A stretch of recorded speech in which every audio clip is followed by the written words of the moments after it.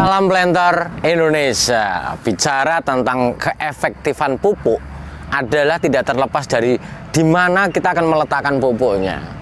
Pemupukan yang efektif salah satunya ditentukan oleh satu faktor prinsip pupuk, yaitu adalah tepat tempatnya, yaitu sesuai di mana tempat kita akan mupuk.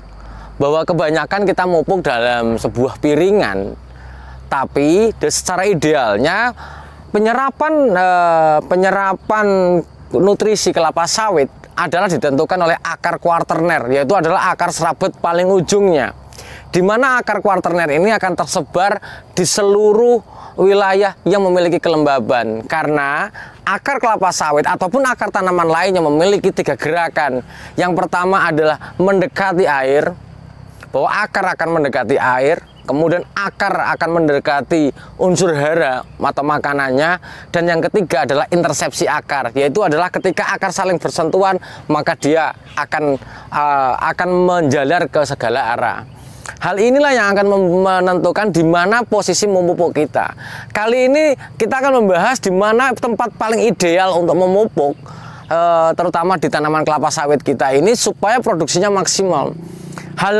Dalam penempatan pupuk ini kita juga mengantisipasi pertemuan antara pupuk yang saling antagonis, atau antagonis ini adalah saling berlawanan. Jangan sampai pupuk yang kita berikan saling melemahkan, misalnya pemberian kalium dan kisrit yang memiliki kandungan, ketika kalium tinggi maka magnesiumnya terdesak, ataupun magnesium tinggi kaliumnya terdesak.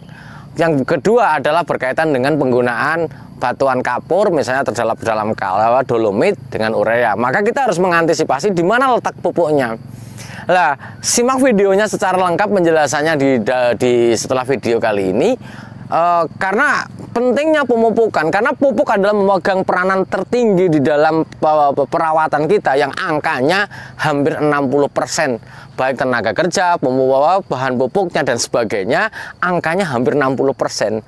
Maka hal ini wajib diperhatikan kepada para planter semuanya dan para petani Indonesia semuanya. Mungkin itu saja dulu, simak videonya secara lengkap. Salam planter Indonesia. Penaburan pupuk pada tanaman belum menghasilkan kurang dari 2 tahun, kita akan bertumpu pada 30 cm dari pohonnya. Dimana setelah 30 cm dari pohonnya, maka bisa kita pupukkan melingkar, baik MOP, urea, kisrit, ataupun RP. Yang terpenting adalah dijaga, jangan sampai waktu aplikasinya saling berdekatan. Misalnya urea dengan RP, urea dengan dolomit, dan sebagainya harus diatur jaraknya. Penaburan pupuk pada tanaman tanaman usia 2,5 sampai 5 tahun, maka jarak urea adalah yang terbaik adalah 60 cm dari pohonnya. Karena bahwa urea ini adalah sebagai pertumbuhan vegetatif, adalah penaburannya adalah 60 cm dari pohonnya dengan piringannya sampai dia memiliki jarak 1 meter. Kemudian tanaman yang lain adalah pupuk yang lainnya adalah 1,5 meter, baik kisrit, TSP, MOP. Kemudian di sini yang paling penting adalah bahwa jangan sampai bertumpuknya TSP dengan urea.